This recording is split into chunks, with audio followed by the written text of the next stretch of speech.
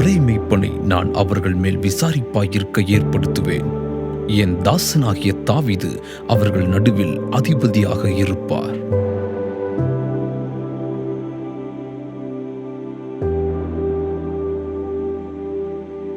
வருத்தப்பட்டு பாரம் சுமக்கிறவர்களே, நீங்கள் எல்லாரும் என்னிடத்தில் வாருங்கள், என்னிடத்தில் வாருங்கள் என்று இயேசு அழைப்பு கொடுக்கிறார். இன்னைக்கு ஆண்டவருடைய வார்த்தையை கேட்டுக் கொண்டிருக்கிற என் அன்பு சகோதரர்களே, என் அருமையான சகோதரிகளே, இன்னைக்கு உங்கள் வாழ்க்கையில பலவிதமான பாடுகள் இருக்கலாம், பலவிதமான நெருக்கங்கள் இருக்கலாம். இயேசு கிறிஸ்து உங்களுக்கு ஒரு அழைப்பை கொடுக்கிறார். என்னிடத்தில் நீங்கள் வாருங்கள், நான் உங்களுக்கு இளைப்பாறுதலை தருவேன் என்று இயேசு கிறிஸ்து உங்களுக்கு இலவசமாய் ஒரு அழைப்பை கொடுக்கிறார்.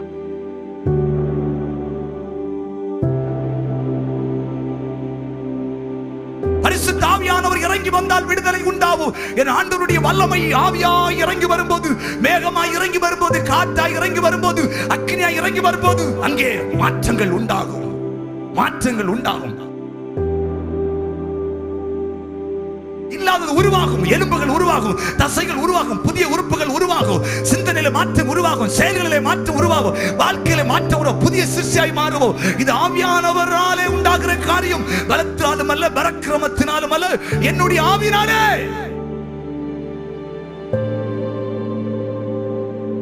என் ஆண்டவர் வாக்குத்தத்தத்தில் உண்மையுள்ளவர். ஆண்டவரை ஊழியத்திற்கு அழைத்த பொழுது ஒரு காரியத்தை தெளிவாய் சொன்னார். இதோ திரள் கூட்டம் ஜனங்கள் நடுவிலும் உன்னை வசனங்களை அனுப்புவதற்காக பிரசங்கிப்பதற்காக தெரிந்து கொண்டேன் என்று சொல்லி தேவன் தெளிவாக ஒரு தரிசனத்தை கொடுத்து என்னோட பிரதீட்சமாய் ஆண்டவர் பேசினார். 1999 வருடம் தெளிவாய் ஆண்டவர் பேசினார். தேவ பிள்ளைகளே, இன்னைக்கு தேவன் நடத்த நான் ஊழியத்திலே பார்க்கிறேன். தேவன் சொல்லியும் செய்யாதிருக்கிற தேவன் அல்ல. அவர் மனம் மாறுவதற்கு ஒரு மனுபுத்திரன் அல்ல.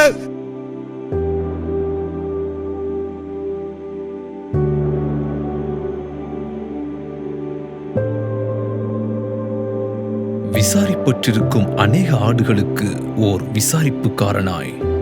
கஷ்டத்துல பாஸ்டர்கிட்ட ஏதாவது சொன்னாலும், பாஸ்டர் ஒய்ஃபிட்ட சொன்னாலும் அது ஒரு சமாதானமா, ஒன்றும் இல்லை சிஸ்டர், அது நமக்கெல்லாம் ஆண்டவர் அதெல்லாம் மாற்றி தருவாங்க, அப்படி ஒரு ஆறுதல் சொல்லாம நமக்கு அது திருப்பி திருப்பி நமக்கு ஆண்டவரை தேடதான் தோணுமே தவிர அது ஒரு பின்வாங்கி போக தோணையில. ஒரு பெற்றோர் மாதிரி தான் அவங்க எங்களுக்கு நல்ல ஆலோசனை தந்தாங்க, நிறைய உதவிகள் செய்திருக்கிறாங்க. 2015 நினைக்கிறேன், 2015 மூத்த பிள்ளை காலில் சட்டு பிள்ளைங்க. அப்போது என்னிடத்தில் ஒரு சாயங்காலம் நான் பாஸ்டர்கிட்ட சொல்லிட்டு வீட்டுக்கு போயாச்சு. நாளை நான் இருக்க மாட்டேன், ஆஸ்பத்திரி போனேன். அப்போ என்னிடத்தில் ஒரு காசும் இல்லை. பாஸ்டர்கிட்ட சொல்லிட்டு நான் போயாச்சு. வீட்டுக்கு போய் அந்த பகுதி போகும்போது பாஸ்டர் கூப்பிட்டு சொன்னாங்க, இந்த தம்பி பாவம் இங்கே வந்துட்டு போகணும். அப்போ என்னிடத்துக்கு காசே இல்லை. நாளை காலையில் போகணும், 6 மணிக்கு போகணும், பிள்ளைங்க கூட்டிகிட்டு போகணும் ஆஸ்பத்திரிக்கு, பைசா இல்லை. அப்போ திடீர்னு பாஸ்டர் கூப்பிட்டு நான் ஒரு சின்ன தொகையை தந்தாங்க. அப்போ நான் பார்க்கும்போது ஆண்டவர் அந்த காரியத்தில் பலத்த அற்புதங்களை செய்தார். பலவீனமானவர்களை பலப்படுத்தும் ஓர் செயல் வீரனாய். போர்வெல் சம்மந்தமா அப்போ நான் அந்த வீட்டில் போர் போட்டது 420 அடி ஆயிடுச்சு. ஃபுல் போர் ட்ரை, ஒரு தண்ணியே வரல. 1:30 மணி, நைட்டு 1:30 மணி ஆயிடுச்சு. அவன் வீட்டுக்காரன் அப்படியே சத்தம் போட்டுகிட்டே இருக்கான், தண்ணியை காணாமல். எனக்கு டென்ஷன் மேல் டென்ஷன். ஃபர்ஸ்ட் இப்படி ஒரு சம்பவம், எல்லாம் ஃபுல் பொறுப்பு நான் தான், தண்ணியே வரல, ஒரே டென்ஷனாக இருக்குது அப்படின்னு. அப்போ பாஸ்டர்கிட்ட என்ன கேட்டாங்கன்னு சொன்னால், எவ்வளோ டிஸ்டன்ஸில் இருக்கீங்கன்னு கேட்டாங்க. போர்வெல்லுக்கும் நீங்கள் இப்போ நின்று பேசுகிறது எவ்வளோ டிஸ்டன்ஸ்னு கேட்டாங்க.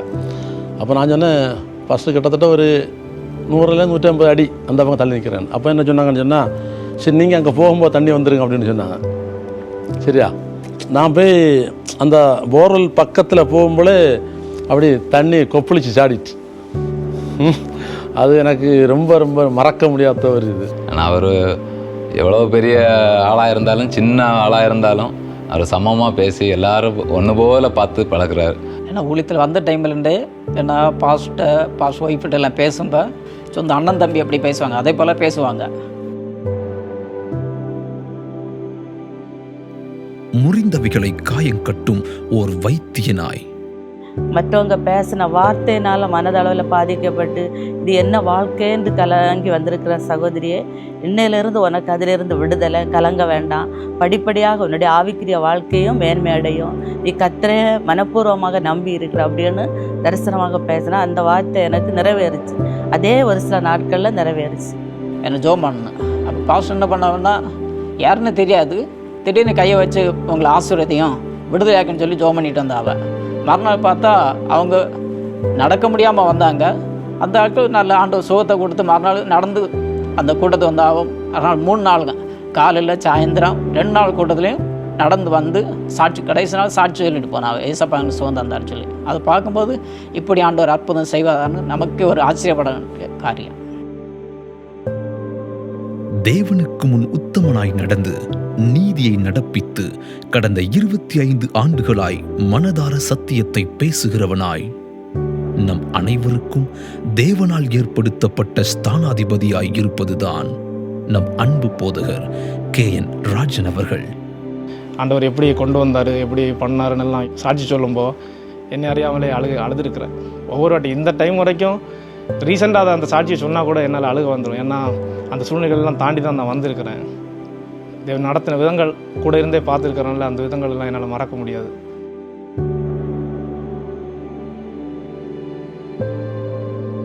அன்று முதல் இன்று வரை ஆதியும் அந்தமுமானவர் செய்த அதிசய கிரியைகளை மறந்துவிட முடியாது. ஆகவே மறக்க முடியாத, மறைக்கவும் கூடாத நினைவுகளிலிருந்து சிலவை உங்கள் முன்.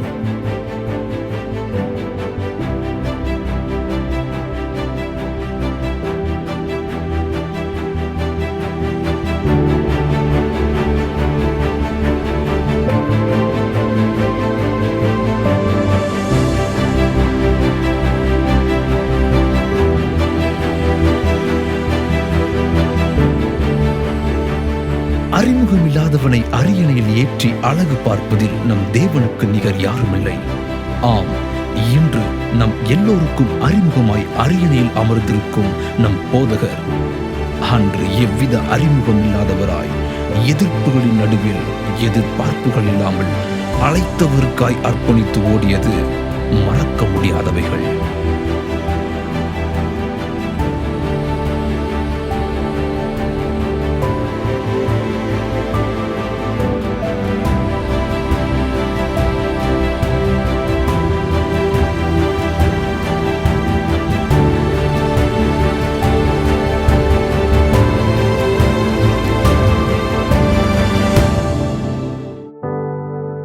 நிறைய அவமானங்கள், நிந்தனைகள்லாம் இருந்து அதெல்லாம் தாண்டி தான் நம்ம வந்திருக்கிறோம். அதெல்லாம் தாண்டி தேவன் நடத்தி இருக்கிறாரு. ஆமாம், ஸ்டார்டிங் நாங்கள் வரும்போது தட்டில் தான் பாஸ்டர் வந்து சின்ன ஒரு 10 பேர் அந்த அளவில் தான் கொஞ்சம் பேர் தான் இருந்து ஆராதனை தொடங்கினது. சபையை கட்டுவதற்கு தென்னை ஓலை வாங்கி அநேக வீடுகளில் கடந்து சென்று தென்னை ஓலை வாங்கி நானும் தம்பியுமாக சமந்து கொண்டு கட்டின நாட்கள் உண்டு. இப்போ இருக்கிற இடத்துல இந்த இது செட்டு போட்டு சாணி தர தான் அப்படி தான் இருந்தது. சபை இந்த கூரை இந்த மாதிரி இருக்கும். அதில் கீழே ஒரு கொஞ்சம் ஹைட்டுக்கு ஓலை செட்டு போட்டு மறைச்சி வச்சுருக்கோம். ஓலை ஷெட்டு அடிக்கடி மாற்றிக்கிட்டே இருப்பாங்க. அந்த ஷெட்டில் ஒழுகும் தண்ணி. இப்போ இது வச்சுருப்போம், பாத்திரம் வச்சுருப்பாங்க, அந்த ஷீட்டு போட்டிருப்பாங்க, ஷீட்லேயும் அப்படி ஒழுகி தண்ணியாக விழும். நம்முள் ஏற்படும் வலிகளுள் உறவுகளால் புறக்கணிக்கப்படும் வலிகள்தான் நம்மால் ஏற்றுக்கொள்ளப்பட முடியாதவை. அதேபோல் தன் சொந்த குடும்பத்தினால் புறக்கணிக்கப்பட்ட தருணத்தை மறக்க முடியாதவைகள். மக்கள் பொதுவாக பேசுகிறதான் ஊழியர்னு சொல்லி ஆரம்பிச்சிட்டாங்க. எவ்வளோ நாள் இருக்க போகுது என்னன்னு தெரியல அப்படின்னு உழைப்புக்காக வந்திருக்கிறவனோட பேசிட்டாங்க. நம்ம காது கேட்குறதே பேசியிருக்கிறாங்க. என்ன சொல்கிறது, யாருமே அங்கீகரித்ததா இல்லை. பலரும் பல விதமாக பேசிகிட்டு இருந்தாங்க. ஏதோ பிழைப்புக்காக ஊழியத்துக்கு வந்துட்டாங்க, இவங்க என்ன செய்ய போகிறாங்க, அதாவது பணத்துக்காக ஊழித்து வந்தாங்க, பிழைப்புக்காக வந்தாங்க. ஏதோ ஒரு 10-50 பேரை வச்சு ஏதோ சாதா இந்த ஜப வீடு பெந்தேகோஸ்தே சபைனாலே அப்படி தான் அவங்க பண்ணுவாங்க. ஆம், சூழ்நிலைகளை பொருட்படுத்தாது சூழ்ந்திருக்கிறவரையே சார்ந்து ஓடியதின் விளைவுகள் ஏராளம் ஏராளம். கர்த்தருடைய கிருபையினாலே ஆண்டவர் 25 வருஷமா எங்களை நடத்தி கொண்டு வந்திருக்காரு. ஊழியத்தில் நிறைய பிரச்சனைகள், போராட்டங்கள் போராடி இருக்கிறோம், எதிர்ப்புகளை சந்திச்சிருக்கிறோம். ஆனால் என்னுடைய ஊழியத்தில் ஆண்டவர் என்னை ஊழியத்தை அழைச்சி ஒரு தீர்மானம் எடுத்தேன். என்னன்னா, வாழ்க்கையில் என்ன நடந்தாலும் ஆண்டோட நாமத்தின் நிமித்தம் ஆண்டவரை குறை சொல்லக்கூடாது. 2வது, என்ன நடந்தாலும் ஜெபிக்காம இருக்கக்கூடாது. இது 2ம் இன்னைக்கு என் வாழ்க்கையில் இதுவரையில 25 வருஷம் ஊழியத்தில் என் மனைவிட்டு நீங்கள் எல்லாம் கேட்டு பாருங்க, ஒரு நாளாவது ஆண்டவர் இப்படி பண்ணிட்டாரு, இந்த ஆண்டவரை நான் ஆராதிக்கலை, ஊழியம் செய்ய மாட்டேன், ஏசப்பையில் ஆண்டவரா பேசுனது இல்லை. எனக்கு அப்படி பேசுறவங்கள பிடிக்க வச்சது. ஏன்னா அவர் நல்லவர். நல்லவராம் கர்த்தரை தன் குடும்பத்திற்கு மாத்திரம் அறிவிக்காமல் கிராமங்கள், பட்டணங்கள் நாடுகளிலும் சென்று பறைசாற்ற வேண்டும் என்ற நோக்கத்தோடு ஆவியானவரின் பலத்தினால் களத்தில் இறங்கினார் நமது போதகர் அவர்கள். எத்தனை கோடி 115 கோடிக்கும் இருக்கிற மக்களை இந்தியாவிலே சந்தித்து என் ஆண்டுடைய மந்தையிலே சேர்த்துக் கொள்ள வேண்டாம். இதே போல இன்னும் நூற்றுக்கணக்கான ஆயிரக்கணக்கான ராஜன்கள் எழும்ப வேண்டும். இங்கிருந்து கர்த்தர் எழுப்புவார். கரங்களை தட்டி பயப்படுத்தல் இந்த குமரி மாவட்டத்தில் எழுப்புவார் என்று ஏற்கனவே சொல்லிவிட்டார். இந்த மாவட்டத்தில் எழுப்புதலை நான் கொண்டு வந்து விட்டு உன்னை நான் எதற்கு தெரிந்து கொண்டிருந்தால் உன்னை நான் எழுப்புவதை போல அநேகர் எனக்காய் எழுப்புவதற்காய் தெரிந்து கொண்டிருக்கிறேன். கரங்களை சொல்ல அல்லேலூயா. ஆண்டோடைய கிருபையினால ஊழியத்தில் ஏறக்குறைய ஒரு 40 ஆலயங்கள் இல்லாத வட இந்தியா தமிழ்நாட்டில் ஆலயம் இல்லாத இடங்களில் பல ஸ்தாபனங்களுக்கு நம்ம அதாவது என்ன சொல்ல 2 லட்சம் 3 லட்சம் 5 லட்சம் 7 லட்சம் செலவில் நம்ம கட்டி கொடுக்க ஆண்டு உதவி செய்திருக்கிறாரு. அதே போல் நமக்கு மிஷனரி ஊழியங்கள் சுமார் உன்னை கணக்கு பார்க்கும்போது ஒரு 70-75 மிஷனரிகள் மாதந்தோறும் நம்ம தாங்கி வருகிறோம் கிருபையினால். ஊழியர் பயிற்சி கூட்டம் நடத்தியிருக்கோம். ஊழியர் நம்ம இங்கே ஆலயத்தில் கூட்டிகிட்டு வந்து தங்க வச்சு அவங்களுக்கு பயிற்சி கொடுத்துருக்குறோம். இப்படி பல ஊழியங்கள் நமக்கு என்ன சொல்லுது, பல சபை பாகுபாடு இல்லாமல் பல ஸ்தாபனங்களில் எந்த எதிர்பார்ப்பு இல்லாமல் நம்ம ஊழியம் செய்திருக்கிறோம். இன்றைக்கும் அதை தொடர்றோம். வீட்டு கூட்டாங்க ஆரம்பத்தில் பார்த்திங்கன்னா ஒரு மாதம் 30 வீட்டு கூட்டம். 30 வீட்டு கூட்டத்துக்கும் எல்லா இடத்துக்கும் போவோம். அந்த டைமில் வந்து போஸ்டர் ஓட்டுற ஊழியம் தான் மெயினாக இருந்தது. வீட்டு கூட்டங்கள் நம்ம கூட்டம் ஒழுங்குபடுத்தி இருக்கிறோம்னா நம்ம கூட்டம் ஆரம்பிக்கிறதுலேருந்து முடிகிற வரைக்குமே அந்த மாதிரி இடத்த அரேஞ்ச் பண்ணுறது தான் வேலையாக இருந்து பொதுவாகவே மீட்டிங் முடிகிற வரைக்கும் தார்பாய் கட்டி தான் முடியும். ஆனால் எந்த இடத்த ஒழுங்கு பண்ணுறோமோ அந்த இடம்லாம் நிரம்பி வழியும். அதை மறக்கவே முடியாது. எவ்வளோ தூரம் நம்ம இடத்த ஒழுங்கு பண்ணுறோமோ அந்த இடம் நிரம்பி வழியதற்கான ஆத்துமாக்களை தேவன் கொண்டு வருவார். அதுதான் ஒரு பெரிய அதிசயமே. ஒரு நாள் ஆண்டவர் பேசினார், கடல் கடந்து ஊழித்து போன்னு சொல்லிட்டு கிருபையினால் 6 நாடுகளுக்கு ஊழித்துக்கு ஆண்டவர் கொண்டு போய் நடத்தினார். இன்று நாம் காணும் இத்தனை திரள்கள் ஏதோ ஒரே நாளிலோ ஒரே வாரத்திலோ வந்தவை அல்ல. இவை அனைத்தும் கடந்த 25 ஆண்டுகளில் ஓர் தனி மனிதனின் அர்ப்பணிப்பிலும் கண்ணீரிலும் உபவாசத்திலும் விளைந்தவை. வாருங்கள், தேவன் ஏற்படுத்திய அந்த ஓர் தனி மனிதனை சந்திப்போம். ஆண்டவரை அறிந்து கொண்டது ஒரு பெரிய கிருபை தான். இயேசு ஆண்டவர் உண்மையிலே என் வாழ்க்கையில் கொஞ்சம் கூட தெரியாது.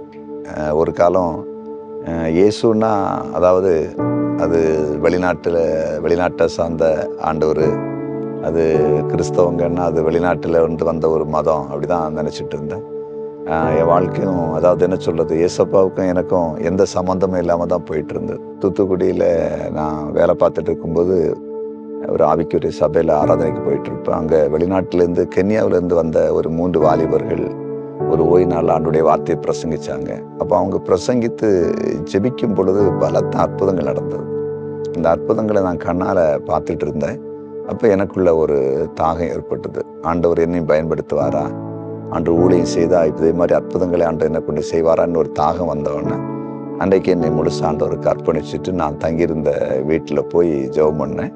அப்போ தான் ஆண்டவர் கல்வாரி காட்சி எனக்கு காண்பித்து என்னை அவருக்குள்ளாக, அதாவது அவருடைய இரத்தத்தினால் என்னை கழுவுற மாதிரி அந்த காட்சியெல்லாம் காண்பித்து உன்னுடைய பாவங்களை நான் மன்னித்தேன் என்று சொல்லி ஆண்டவனோடு பேசி என்னை ஒரு புதிய சிருஷ்டியாக மாற்றினார்.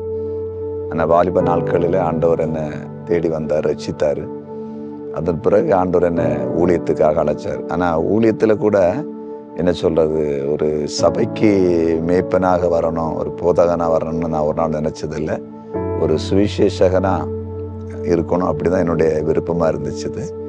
ஆனால் ஆண்டவர் தெளிவாக எனக்கு எசேக்கியேல் 34வது அதிகாரத்தில் அந்த 23வது வசனத்தின்படி ஆண்டவர் என்ன செய்தார்னா, அந்த எசேக்கியேல் 34:23 என்னை அழைத்தார். அவர்களை மேய்க்கும்படி என் தாசனாகி தாவீதனும் ஒரே மேய்ப்பனை நான் அவர்கள் மேல் விசாரிப்பாய் இருக்க ஏற்படுத்துவேன்.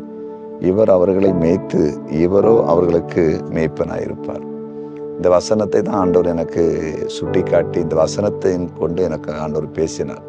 நீ ஒரு மேய்ப்பன், ஒரு சபையை உன்னை கொண்டு நான் உருவாக்குவேன். அந்த சபைக்கு நீ ஒரு தலைவனாக இருப்ப, ஒரு மேய்ப்பனாக இருப்ப. எப்படி தாவீத அநேக ஆடுகளுக்கு மேய்ப்பனாக ஏற்படுத்தினேனோ அதே போல் உனி நான் அப்படி ஏற்படுத்துறேன்னு சொல்லி தெளிவாண்டவர் பேசினதுனால சபையை ஆரம்பிப்பதற்கான ஒரு முகாந்திரத்தை ஆண்டவர் கொடுத்தார். அதை ஏற்றுக்கொண்டு அதை செய்ய ஆரம்பித்து இன்றைக்கு ஆயிரக்கணக்கான ஆத்துமாக்களுக்கு அவருடைய வார்த்தையை பிரசங்கிக்க ஆண்டவர் கிருபை பாராட்டி இருக்கிறார். இப்போ எவ்வளோ நமக்கு ஒரு மலை போல பிரச்சனை வந்தாலும் அந்த விசுவாச வார்த்தையை நினைச்சவங்க பேசுவாங்க. அப்போ அந்த விசுவாச வார்த்தை வந்து இப்போ நமக்கே அந்த நேரத்தில் வந்து இந்த சில பார்த்து அவ்வளோ பயம் இருக்கும், இது எப்படி மாறும் அப்படி. ஆனால் அந்த நேரத்தில் அவங்க ஃபெய்த்தாக இசப்பா செய்வாங்க, அது மாறும் அப்படின்னு சொல்லி விசுவாசமாக ஃபெய்த்தாக அந்த வார்த்தையை பேசுவாங்க. ஆனால் அப்படியே அந்த பிரச்சனைகள் மாறும், நம்ம எல்லாம் சால்வ் ஆகும். நான் பாஸ்டர்கிட்ட இருந்து முதல்ல கற்றுக்கிட்டது என்னென்னா கொடுக்கறது, ஊழியங்களுக்கு கொடுக்கறது, ஊழியர்களுக்கு கொடுக்கறது, ஏழைகளுக்கு கொடுக்கறது. இயேசு கிறிஸ்துவின் இரத்தம் சகல பாவங்களையும் நீக்கி நம்மை சுத்திகரிக்க வலியது என்ற வார்த்தைக்கு இணங்க போதகரின் வாழ்வு சுத்திகரிக்கப்பட்டதோடு இயேசுவுக்காய் வாழும் ஒரு இருதயம் சிருஷ்டிக்கப்பட்டது. ஆண்டவரை இயேசு கிறிஸ்துவை சொந்த இரட்சகராய் ஏற்றுக்கொண்ட ஆரம்ப நாட்களிலே ஓய்வு நாளில் ஆண்டவரை ஆராதிப்பதற்கு ஒரு ஜெப வீட்டிற்கு கடந்து செல்லுவேன். என்னுடைய வீட்டிலிருந்து எங்களுடைய கிராமத்திலிருந்து சுமார் ஒரு 10-15 கிலோமீட்டர் தூரம் இருக்கும். அந்த ஜெப வீட்டிற்கு அடியேன் செல்லும்போது நான் பரிசுத்த வேதாகமத்தை ஒரு நியூஸ் பேப்பரில் அப்படி சுற்றி எடுத்து செல்லுவேன்.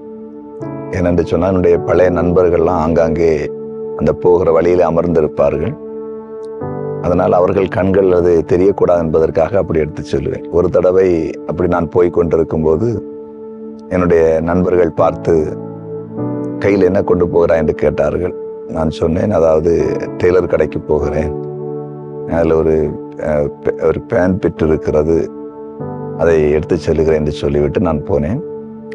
ஆராதனை முடிந்து வரும்போது அதே இடத்தில் உட்கார்ந்திருந்தார்கள். அப்போ கேட்டார்கள், என்ன நீ கொண்டு போனதை திருப்பி கொண்டு வர அப்படின்னு சொல்லிட்டு கேட்டார்கள்.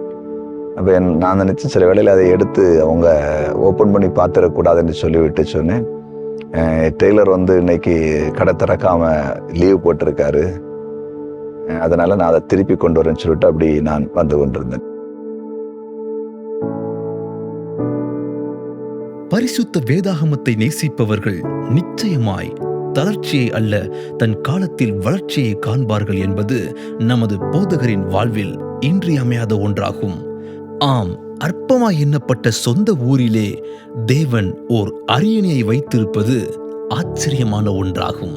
இந்த ஆலயம் இந்த நெட்டான் மலையில் எப்படி ஸ்தாபிக்கப்பட்டதுங்கிறது அது ஒரு பெரிய ஒரு கதை தான். அதாவது ஆண்டவர் என்னை ஊழித்து அழைக்கும் பொழுதே தெளிவாய் நெட்டான் விலையில தான் ஊழியம் செய்யணும்னு சொல்லி உன்னுடைய சொந்த ஊரில் பிறந்து வளர்ந்த ஊரில் சின்ன ஆண்டவர் தெளிவாய் பேசினார்.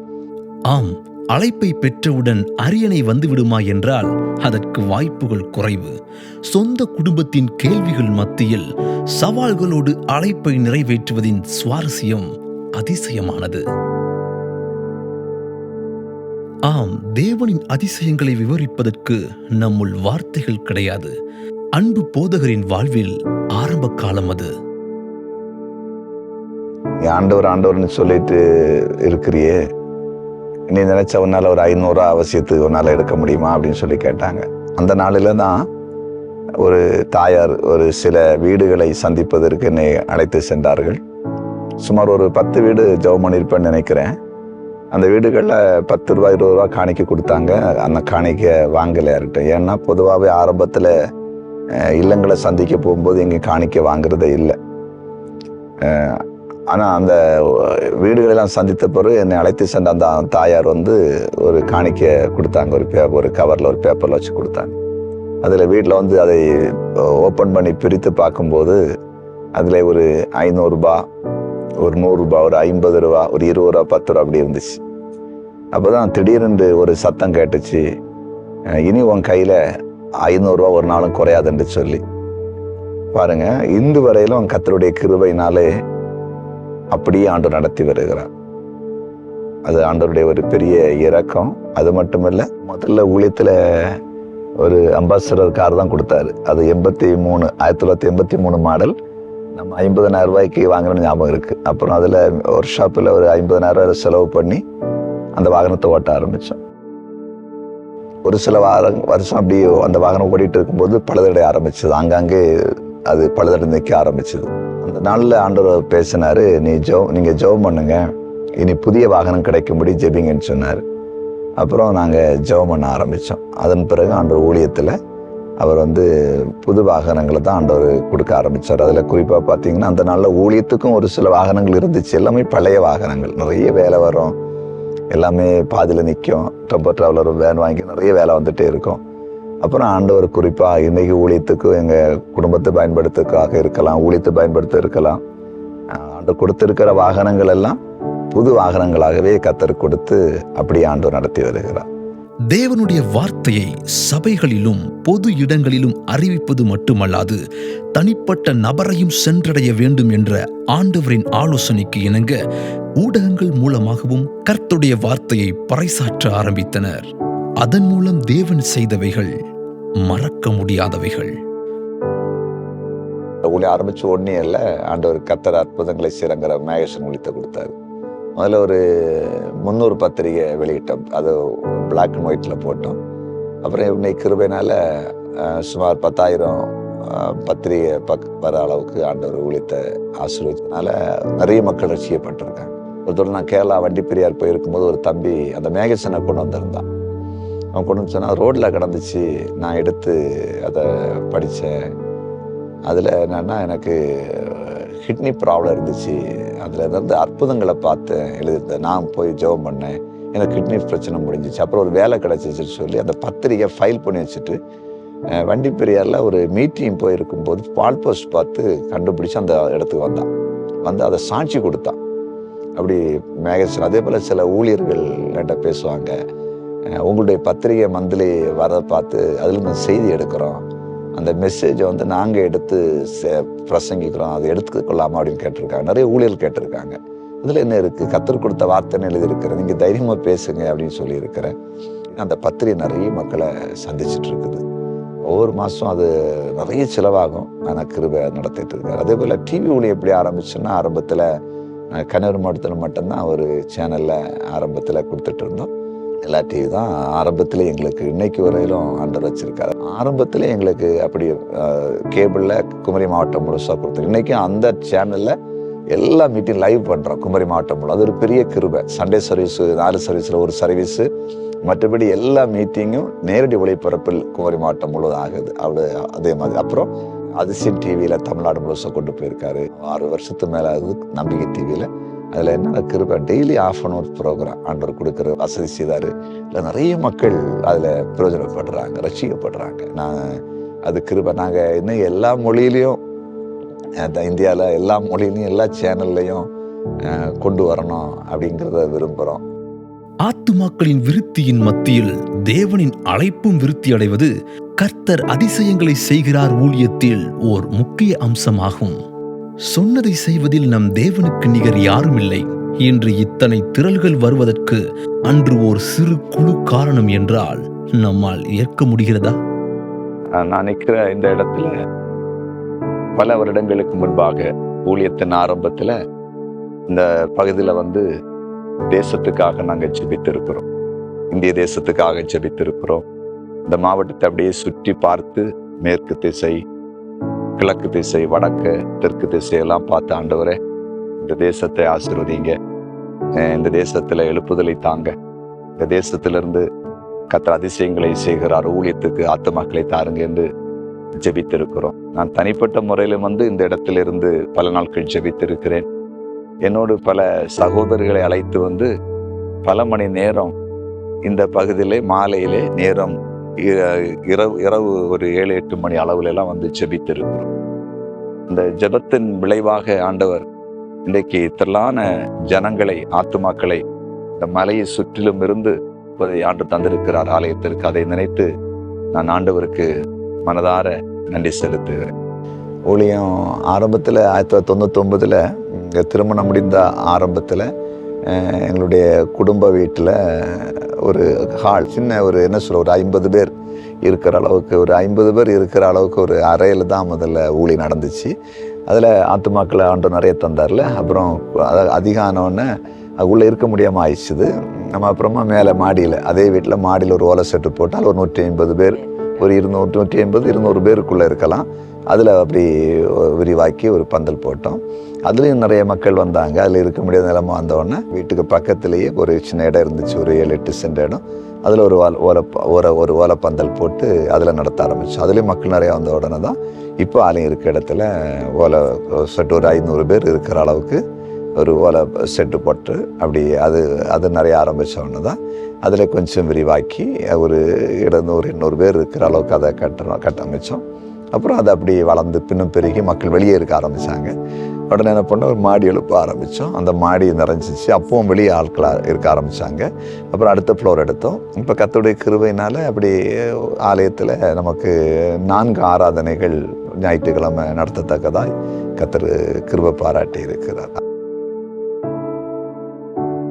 அதை நம்ப கூட முடியலை. அவர் அன்னைக்கு சின்னதாட்டு நம்ப முடியாத ஒரு சூழ்நிலையில் சொன்ன ஒரு காரியம், இப்படி சபை அதுவும் ஒரு ஏசி இதெல்லாம் வச்சு இவ்வளோ வளர்ந்துருக்கிறது மிக பிரமிக்கத்தக்கதாக இருக்குது. திரைமறைவிலிருந்து செய்வது மிகுந்த பலனை தரும் ஒன்றாகும். ஆம், அதன் வரிசையில் நமது போதகரின் மனைவியை கொண்டு தேவன் செய்வது நமது ஊழியத்தில் ஒரு மிக பெரும் பலனாக அமைகிறது. ஊழியன் வரும்போது அந்த பாஸ்டருடைய மனைவியும் பிரசங்கியா இருக்கணும் அப்படின்னு தான் எல்லாருமே விரும்புவாங்க. அதான் முறையும். என் வாழ்க்கையில் கூட அப்படி தான் அந்த எண்ணம் இருந்துச்சு. அப்படின்னா நான் ஊழியத்துக்கு சரி அழைக்கப்பட்டு வந்தாச்சு. அப்போ எனக்கு கொடுக்கப்பட்ட மனைவியும் ரட்சிக்கப்பட்டுருவா, அவளும் பிரசங்கியா மாறிடுவா, அவளும் சபையில பிரசங்கம் பண்ணணும். ஆனால் அந்த பல வருஷமா அந்த எண்ணம் என் மனசுக்குள்ள இருந்துட்டு இருந்துச்சு. என் மனைவி ஊழியத்தில் எழும்பலையே, ஒரு பிரசங்கம் பண்ற அளவுக்கு ஆகலையே, அதை பத்தி அவ விரும்பலையே அப்படின்னு நினைச்சிட்டு இருந்தேன். ஒரு நாள் ஆண்டவர் பேசினாரு, பாரு, பிரசங்கம் பண்றதை காட்டிலும் ஸ்டேஜில் நிற்கிறத காட்டிலும் திரை மறைவில் பின்னணி நின்று நிறைய காரியம் செய்கிறது தான் ஊழியத்தின் வளர்ச்சிக்கு முக்கியம்னு சொல்லி ஆண்டவர் பேசிட்டு ஒன்று சொன்னார். பாரு, உனக்கு 4 பிள்ளைகளை தந்திருக்கிறேன். 4 பிள்ளைகளை பராமரித்து நடத்துகிற ஒரு ஊழியம். 2வது சண்டே கிளாஸ் ஊழியத்தினுடைய காரியங்கள், ஜெபக்குழுக்களுடைய காரியங்கள், வயதான தாய்மார் வந்து விசாரிக்கிறது. இப்போ பார்த்தீங்கன்னா நிறைய நேரத்தில் பண நெருக்கடிகள் இருக்கும். ஏன்னா நம்ம ஊழியம் வளர வளர ஆயிரங்கள் செலவு நேரத்தில் லட்சங்கள் செலவாகும், அடுத்து அது கோடிகளுக்குள்ள போகும்.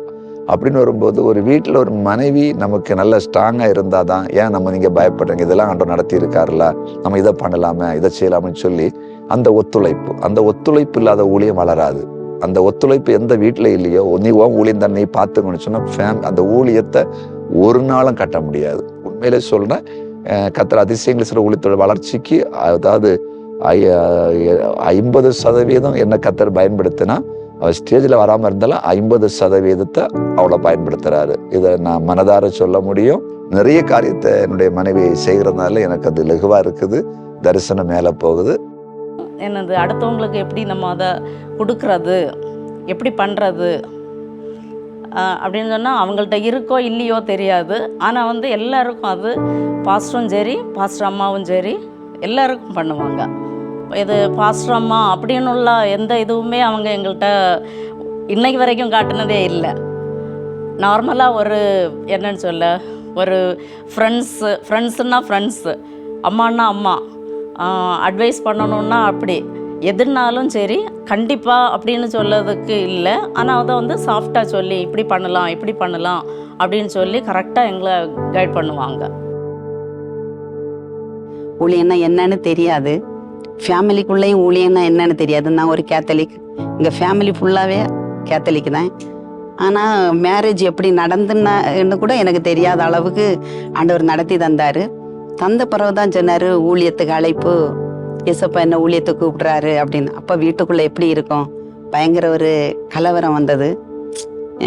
நானும் நினச்சேன், இது நம்ம லைஃபு இதோட முடிஞ்சிச்சு. ஏன்னா ஒரு கனவோடு வருவோம், ஏன்னா பழக்கம் கிடையாது, வேதத்தை பற்றி என்னன்னு தெரியாது. அந்த நிலைமையில நம்ம எப்படி ஊழியக்காரியாக இருக்க முடியும்? அது ஒரு குழப்பத்தை கொண்டு வந்துச்சு. வீட்டுக்குள்ளேயும் பிரச்சனை, வெளியிலையும் பிரச்சனை. அந்த சூழ்நிலையில தான் ஏசப்பா எனக்கு என்ன சொல்லணும்னு தெரியாது, ஏசப்பா யாருன்னு எனக்கு தெரியாது, பழைய ஏற்பாடு எங்கே இருக்குது, புதிய ஏற்பாடு எங்கே இருக்குன்னு அது கூட தெரியாது. அந்த சூழ்நிலையில் நான் நிறைய தடவை அழுதுருக்கேன் நைட்டில். அப்போ அப்போ ஏசப்பட்ட ஒன்று கேட்பா, அது ஊழியம் செய்ய நான் லாயக்கு ஒன்றும் கிடையாது, ஊழியத்துக்கு என்னை அழைக்காதுங்கப்பா, ஊழியம்னா என்னன்னு எனக்கு தெரியாது, நமக்கு இந்த ஊழியத்தில் செட் ஆகாதுன்னு சொன்ன நிறைய நாட்கள் உண்டு, அழுத நாட்கள் உண்டு. ஆனால் ஆண்டவர் என்னை விடலை. ஆண்டவர் தாயின் கற்பத்திலேருந்து என்னை தெரிஞ்சிருக்காது, அது எனக்கு தெரியலை. ஆனால் நைட்டு தூங்கும்போது இதுவரை தரிசனம் சொப்பனம் என்னன்னு கூட எனக்கு தெரியாது. அந்த சூழ்நிலையில் சில வேளை தரிசனம் தரப்போ இது ஏசப்பா தந்ததா அப்படின்னு கூட இருக்கும்.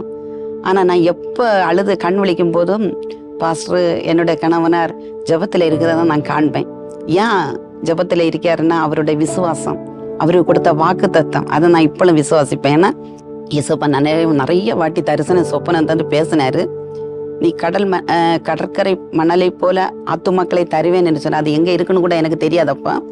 ஆபிரகாமுக்கு கொடுத்த வாக்கு தத்தத்தை தந்தாரு. என்ன சொன்னார்னா, நீ ஆபிரகாம் மனைவி சாராளை போல இருப்பாய், நீ அநேக மக்களுக்கு போசிப்பாய். ஏன்னா நாங்கள் டைம் எங்கள் ஊழிய பாதையிலும் நல்லா கஷ்டப்பட்டோம், சாப்பிடுவதுக்கும் வழி இல்லாமல் கஷ்டப்பட்டோம்.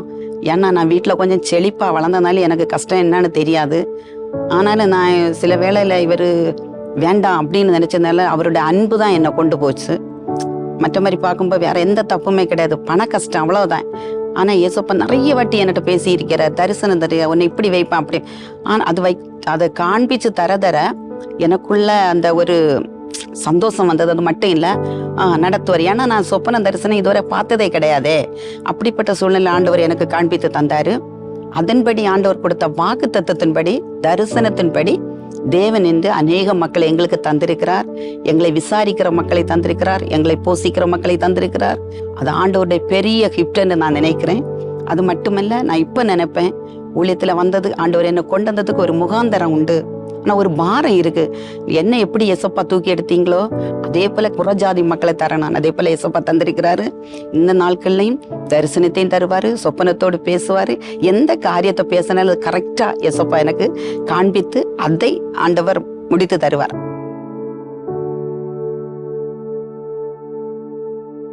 பெரிய ஒரு ஆலயத்தை கட்டுவதற்கு எந்த திராணியோ அதுக்கான ஞானமோ அதுக்கான எந்த காரியமே இல்லை. ஆண்டவரே கூட இருந்து இதை செய்திருக்கிறார். ஆனாலும் இந்த ஆலயத்தோடு ஒரு நிறைவை காண்பதாக எங்களுடைய இருதயங்கள், குறிப்பாக என்னுடைய இருதயம் இன்னும் நிற்கவில்லை. அதாவது ஆகாய் தீர்க்கதரிசியின் புஸ்தகத்தில் வாசிக்கும் போது 2வது அதிகாரம் 9வது வசனம் சொல்லுகிறது, முந்தின ஆலயத்தின் மகிமை பார்க்கிறோம், இந்த பிந்தின ஆலயத்தின் மகிமை பெரிதாய் இருக்கும் என்று சேனைகளின் கர்த்தர் சொல்லுகிறார். அதாவது இந்த வசனத்தின் மூலம் ஆண்டவர் என்னோடு இடைப்பட்ட நாட்கள் உண்டு.